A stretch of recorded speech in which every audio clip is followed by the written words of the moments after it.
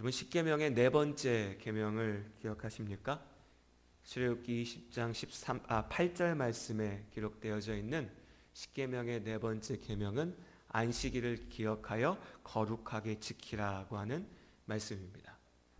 하나님의 백성으로 구별받은 이스라엘에게 안식일은 거룩한 날, 하나님께로 특별하게 구별되어진 날이었습니다. 모세를 통하여 주신 율법 가운데 하나님께서는 안식일이 하나님의 창조에 근거하고 있다고 말씀하십니다. 이 안식일이라고 하는 날은요, 쉼의 날이죠. 우리가 아무것도 하지 않고 내려놓고 온전하게 쉬는 날입니다. 이 쉼의 의미는 보다 정확히 얘기하면 하나님이 나의 삶의 주인이 되심을, 하나님이 세상의 주인이 되심을 인정하는 신앙 고백인 겁니다. 그래서 안식일은 하나님이 세상을 만드신 창조의 주인이심을, 하나님께서 우리의 인생의 주인이심을 고백하는 고백의 날입니다.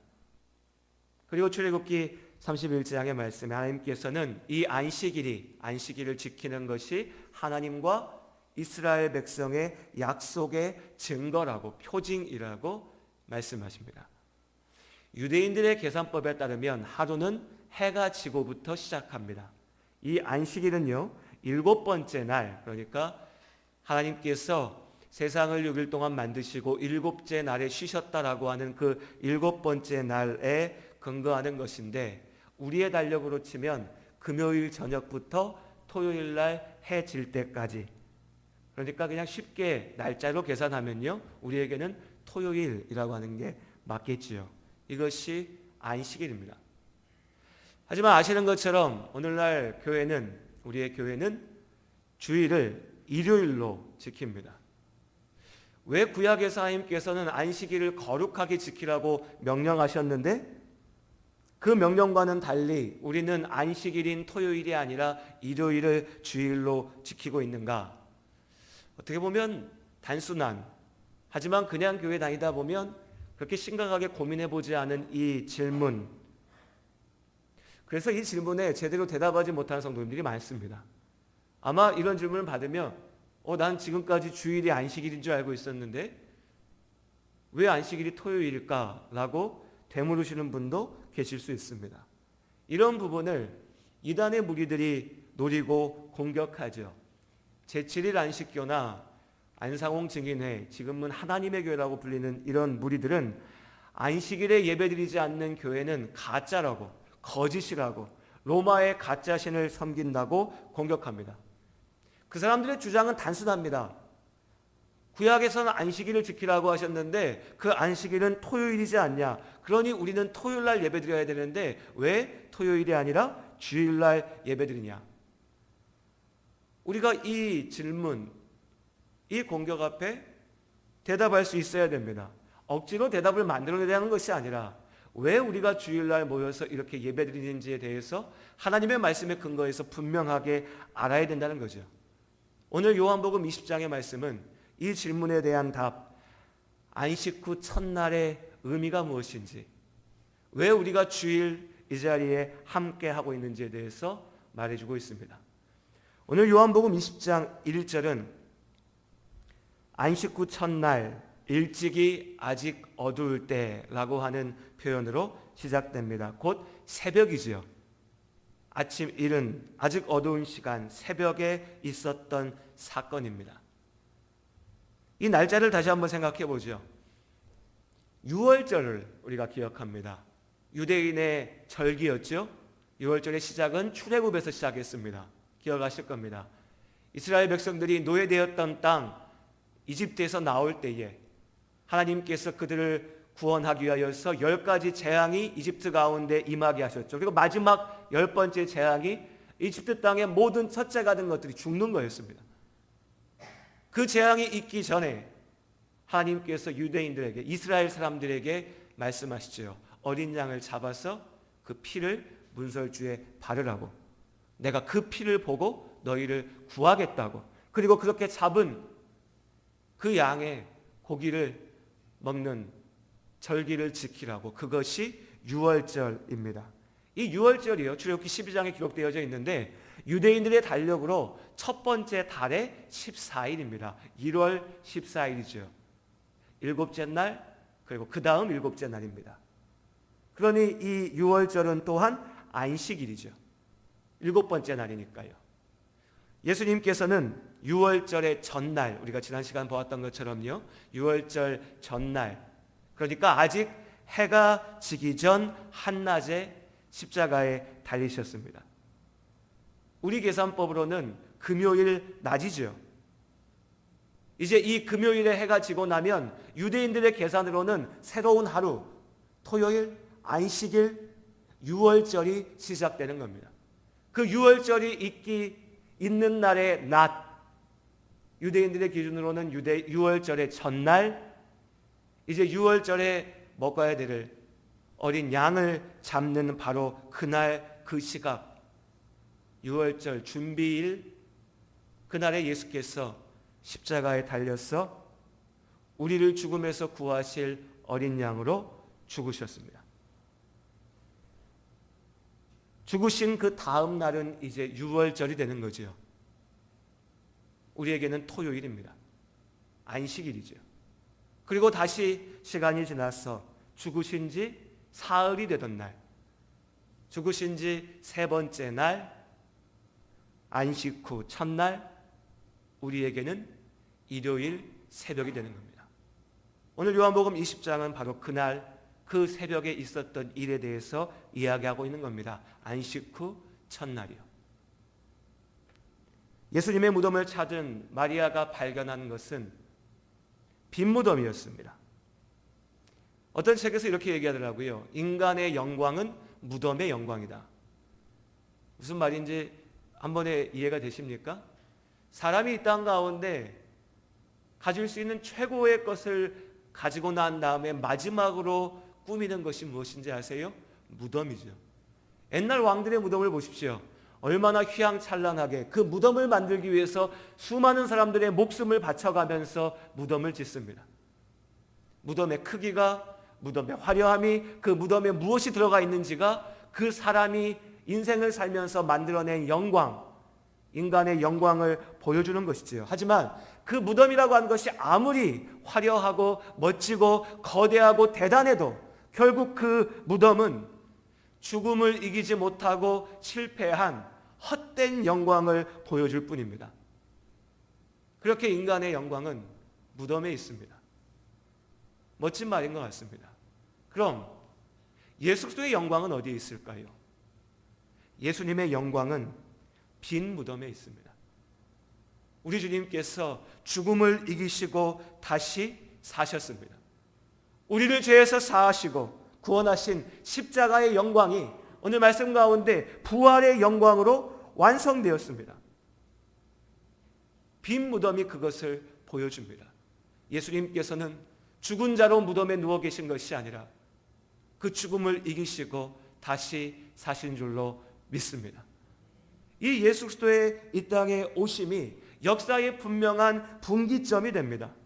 하나님께서 약속하신 구원자가 이 세상 가운데 오셨습니다. 하나님의 아들이시고 또한 하나님이신 그 예수께서 인간으로, 우리와 같은 인간으로 하나님께서 창조하신 세계 가운데 오셨습니다. 하나님의 초월적인 개입이라고 얘기합니다. 역사 속에 하나님께서 만드신 그 역사 가운데 우리와 같은 모습으로 오신 것입니다. 그렇게 예수 그리스도께서 이 땅 가운데 오심으로 하나님의 창조가 회복되어진 겁니다. 어려운 얘기가 아닙니다, 여러분. 창세기에 하나님께서 세상을 만드셨다고, 창조하셨다고 선포하셨죠. 우리가 그것을 알고 있습니다. 그 창조의 세계가 완전한가요? 그렇지 않지요. 죄로 인하여서 무너졌습니다. 죽게 되었습니다. 망하게 되었죠.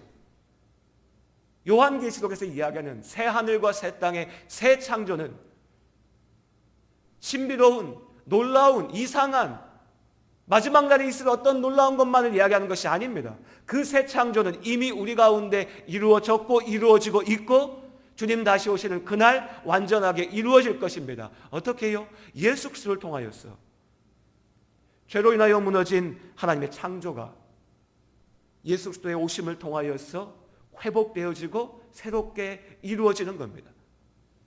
예수님이 이 땅 가운데 오심이 바로 그 새로운 창조의 시작입니다. 성경에서는 또한 마지막 날이라고도 얘기하죠. 마지막 날, 마지막 때, 한자로 말세. 이 또한 이상하고 신비한 게 아닙니다. 예수님이 이 땅에 오심으로 이제 오실 구원자를 기다리는 시기는 끝났고 우리 가운데 구원이 이루어졌습니다. 예수님께서 십자가에서 이루신 거죠. 그리고 이제 우리는 하나님께서 우리에게 주신 마지막 시간들을 보내고 있는 겁니다. 그것이 예수 그리스도의 오심의 의미입니다. 예수님께서 이 땅에 오시기 전에 하나님께서는 구약의 율법을 통하여 하나님의 백성이 어떻게 살아야 되는지 그 방법에 대해서 말씀해 주셨습니다. 의로운 길입니다. 죄 없이 설 수 있는 길이지요. 이 율법을 완벽하게 지키면 하나님 앞에 갈 수 있을까요? 네, 그렇습니다. 갈 수 있지요. 문제는 누구도 그 율법으로 하나님 앞에 닿을 수가 없다는 겁니다. 율법을 지킴으로 구원을 얻을 수 있는 사람은 이 땅 가운데 없으니까요. 구약의 율법은 진리의 빛을 가늠할 수 있게 하는 그림자였습니다. 하지만 진리 그 자체는 아니었죠. 구약의 말씀들은 우리를 구원하기 위하여 오실 그리스도, 메시아, 구원자에 대해서 기대하고 있었지만 그 구원자에 대해서 분명하게 말하지는 못했습니다. 그리고 이제 예수님께서 이 땅 가운데, 우리 가운데 오셨습니다. 이제 오신 예수님께서 하나님이 누구신지 우리에게 알게 하셨습니다. 하나님께 나아가는 길을 여셨습니다. 그 길이 되셨죠. 성령의 은혜 가운데 우리가 하나님 안에 살게 하셨습니다. 예수 그리스도의 죽으심과 부활하심이 이 영광의 사역을 완성한 겁니다. 그래서 우리는 예수 그리스도의 부활을 통하여서 성령의 삶을 살 수 있게 되었습니다. 여전히 우리는 다시 오실 주님을 기다리고 있지만 그 기다림은 예수께서 이 땅에 오시기 전에 기다림과는 완전히 다른 것입니다. 이전의 기다림이 구원을 알지 못하는, 구원이 무엇인지 온전히 알지 못하는 자들의 기다림이었다면 이제 우리의 기다림은 구원받은 성도의 기다림입니다. 그저 막연히 살기 위하여 기다리는 것이 아니라 이미 예수 안에서 살아난 우리가 우리에게 주어진 소명을 이루기 위하여서 나아가는 삶입니다. 예수 그리스도 안에서 새 언약이 우리에게 주어진 겁니다. 앞서 말씀드렸던 것처럼 구약의 율법, 안식일로 대표되는 구약의 명령들은 출애굽기 31장에 하나님의 창조의 근거에서 우리에게 주어졌습니다. 창조의 언약이요, 약속이요. 그러나 예수께서 이 땅에 오심으로 우리를 위하여, 우리의 죄를 위하여 죽으시고 부활하심으로 말씀하신 그대로 새로운 언약을 우리에게 주셨습니다. 예수님의 십자가와 부활이 그 모든 새로운 변화, 온전함의 회복, 완성의 시작이 되는 겁니다. 그 부활의 날, 안식 후 첫날, 주일 우리가 이 자리에 함께 모여 있는 겁니다. 예수 그리스도의 부활은 새 언약을 상징적으로 보여줍니다. 이 사건의 어떤 모델이라고 할까요? 예라고 할까요? 하는 것이 20장 1절에 등장하는 한 사람입니다. 부활의 새 언약, 복음의 새 질서가 무엇인지 우리에게 이 시작에서부터 하나님께서 보여주고 계십니다. 20장 1절 말씀만 한번 같이 읽어볼까요? 우리 함께 읽겠습니다. 안식 후 첫날 일찍이 아직 어두울 때에 막달라 마리아가 무덤에 와서 돌이 무덤에서 옮겨진 것을 보고, 안식 후 첫날 주일 새벽에요. 우리에게 주일 새벽에 막달라 마리아가 무덤에 왔습니다. 그 무덤이 비어있는 걸 보았습니다. 제자들을 부르지요. 무덤이 비어있다는 것을 그들에게 전합니다. 그리고 마리아가 부활하신 예수님을 만납니다. 마리아가 만납니다. 마리아는 여인이었죠. 이 당시 구약의 율법, 그들의 문화적인, 사회적인 기준에 따르면 여인들의 증언은 사회적으로, 공적으로 인정받지 못했습니다. 그것이 그들이 만들어 놓은 기준이었습니다. 하지만 오늘 성경은 부활하신 예수 그리스도의 첫 번째 증인으로 그 사회에서 인정받지 못하고 무시당했던 한 여인 막달라 마리아의 입을 사용하고 있습니다. 이 여인의 입을 통하여 예수 그리스도의 부활이 이 땅 가운데 가장 먼저 선포되었습니다. 구약의 율법 가운데에는 여성들이 천대받고 차별당하고 인정받지 못했다면 예수 그리스도의 부활의 능력 가운데 우리에게 주신 그 복음의 세계 가운데는 여성들이 하나님의 귀한 딸로 그 본래의 모습대로 회복되어지고 있는 것을 우리가 말씀 가운데 보는 것입니다. 율법 가운데 차별이 있었다면 예수 그리스도의 복음 가운데 모든 벽이 무너질 것이고, 율법 가운데 우리가 하나님 앞에 우리의 죄로 인하여 나아가지 못했다면 예수 그리스도의 복음 안에 우리가 감히 하나님을 아버지라 부르고 하나님 앞에 설 수 있게 되는 것입니다. 이것이 부활의 능력입니다. 그저 우리가 부활절날 계란 깨먹으면서 교회 왔으니까 부활이 중요하지, 잘 믿어지진 않지만 믿어야 된다고 하니까 믿어볼까, 이것이 아닙니다. 이 부활의 능력이 우리를 살리는 겁니다. 이 부활의 능력이 우리의 삶의 길을 여시는 겁니다. 그 시작이 안식 후 첫날에 있었던 거지요. 그리고 우리 요한복음 20장 19절 말씀을 함께 읽겠습니다. 요한복음 20장 19절입니다. 함께 한 목소리로 읽겠습니다. 이날 곧 안식 후 첫날 저녁 때에 제자들이 유대인들을 두려워하여 모인 곳에 문들을 닫았더니 예수께서 오사 가운데 서서 이르시되 너희에게 평강이 있을지어다. 이날 곧 안식 후 첫날 저녁.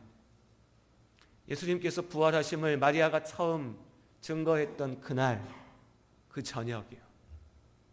주일 저녁입니다. 우리가 모여있는 이 시간이에요. 제자들이 함께 모여 있었습니다. 그런데 제자들은 유대인들이 무서웠습니다. 그렇죠. 불과 사흘 전에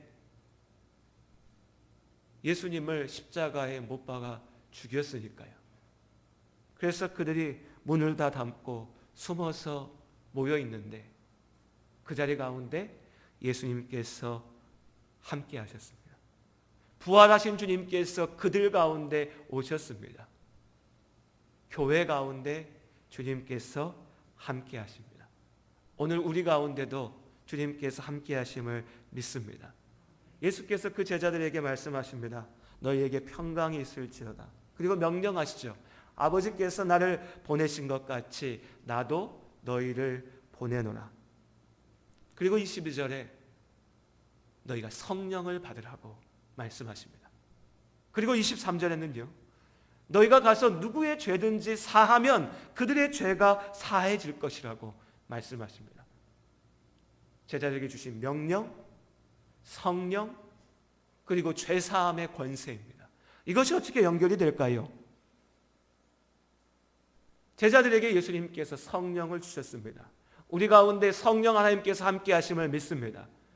이 주일 저녁과 오늘 우리의 주일 저녁이 다른 것은 이 제자들이 모였던 안식 후 첫날의 저녁에는 예수님께서 부활하신 몸으로 그 가운데 함께 하셨습니다. 오늘 2000년의 시간이 지나서 이 자리에 또한 주일 저녁에 모여있는 우리에게는 성령 하나님께서 함께 하신 줄로 믿습니다. 우리에게 받으라 하신 그 성령이 우리 안에 함께 하십니다. 제자들에게 주신 명령은 여전히 우리에게도 이어집니다. 가서 전하라. 내가 너희를 보내노라. 이 사명을 우리가 받고 있습니다. 제자들에게 죄를 사할 권세를 주셨습니다. 그렇다고 해서 사도행전의 말씀에 보면 제자들이 여기저기 가서 내가 당신의 죄를 사합니다. 내가 당신의 죄를 사합니다. 이렇게 얘기하지 않았습니다. 제자들이 무엇을 했지요? 복음을 전하였습니다. 예수 그리스도의 복음을 전하였습니다. 당신의 문제가 죄에 있는데 예수의 십자가의 죽으심과 부활하심을 믿으면 당신의 죄가 사해질 겁니다. 하나님께서 당신을 용서하시고 구하십니다라고 하는 이 복음을 선포하였습니다. 그들의 입으로 복음을 선포할 때 그 복음의 능력이 나타나서 무수히 많은 이들이 주님께 돌아오고 예수의 이름으로 구원을 받았습니다. 이제 이 권세가 우리에게 주어진 겁니다. 죄사함의 권세, 주의 복음을 증거할 수 있는 권세가 우리에게 교회 가운데 성령과 함께 주어진 줄로 믿습니다. 이렇게 구약의 이스라엘 공동체와 예수 그리스도의 피로 사신 구원의 공동체가 새롭게 갱신되어져 있는 것입니다. 이제 우리는 구약의 옛 언약 가운데 묶여 있는 것이 아니라 예수 그리스도께서 피로 사신 새 언약 가운데 서 있습니다. 그러니 우리 성도님들, 우리의 자리를 기억하시기 바랍니다. 우리의 자리는 어제 안식일이 아니라 오늘 우리 주님께서 부활하시고 우리에게 명령하시고 우리에게 권세를 주신 안식 후 첫날, 이날, 주일 우리 가운데 있습니다. 이 예수 그리스도의 복음과 부활의 능력이 우리의 소망이 됩니다. 그리고 로마서 8장에 우리 안에 있는 그리스도 예수 안에 있는 생명의 성령의 법으로 우리가 산다라고 고백합니다. 이제 우리는 이 예수 그리스도의 생명의 성령의 법으로 살아갑니다. 날마다 나아가는 시간들 동안 헛된 주장들과 거짓된 세상의 철학과 초등 학문과 같은 소리들과 그리고 거짓된 주장을 하는 무리들의 가짜 외침에 넘어가지 마시고 생명의 성령의 법 가운데 오직 그리스도 예수 가운데 승리하시기를 주님의 이름으로 축원합니다. 기도하시겠습니다. 하나님, 우리는 오늘 이 저녁 예수 그리스도의 빈 무덤을 보았습니다. 죽음을 이기시고 다시 사신 주님께서 우리를 살리시고